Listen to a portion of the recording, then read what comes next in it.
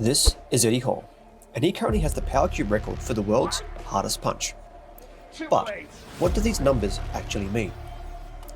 In this video, I'll explain with physics just that, and what it'd be like to get hit by Eddie Hall. Make sure you stay till the end to find out which of these appliances is the equivalent of Eddie's punch. Also, drop a comment below with your guess. First, what is the power cube?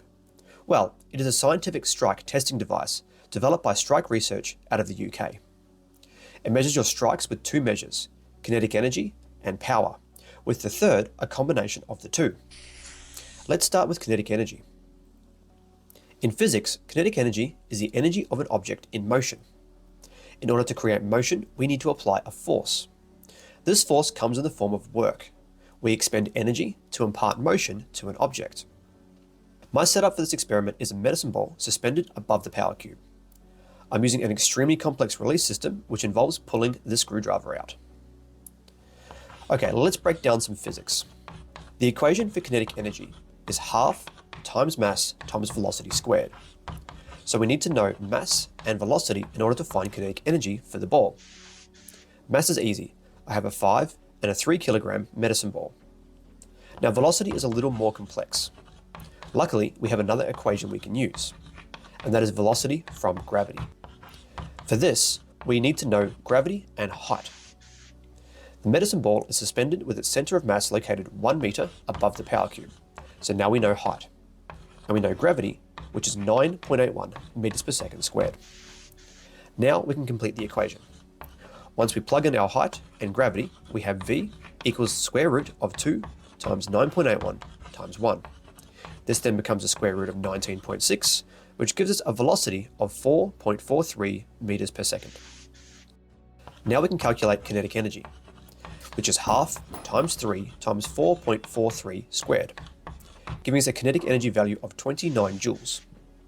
So, what did the power cube measure? 35 joules, which is 5.5 joules more. Let's check the 5 kilogram ball. Power cube shows 65 joules, which is 15 joules more. So, that is a kinetic energy covered. Now for power. In physics, power is force times distance divided by time, or work divided by time. I mentioned previously that we perform work when we apply a force to an object, which then imparts motion. This object then has kinetic energy. By suspending the medicine ball, I have performed work to impart what is known as potential energy. Potential energy is energy waiting to be unleashed. So, long story short, the ball has potential energy, which is the same as kinetic energy, which is the same as work. The power cube already tells us power and work. So based on the power equation, the only missing component is time. Using the rearranged power equation, we can calculate time. Time is equal to work divided by power. Let's use this ball drop as an example. Time equals 38 divided by 5326, which is equal to 0.007 seconds. You're probably thinking, that's quick. It doesn't sound right. So let's validate it. 0.007 seconds is around 2 frames in a 240 frames per second slow motion video. Let's analyze the impact frame by frame. Frame 1 is only touching the surface of the power cube, so I wouldn't consider it significant. The second frame is the first significant frame where we can see a large compression in the power cube. The third frame follows suit with the second with significant compression, and the fourth frame we can see the power cube has stopped compressing, indicating that all the energy from the ball has been transferred. Okay, finally time to analyze Eddie's punch. We have his power, 71,770 watts, and the kinetic energy of 669 joules. Using the formula from earlier, the time is 0.009 seconds.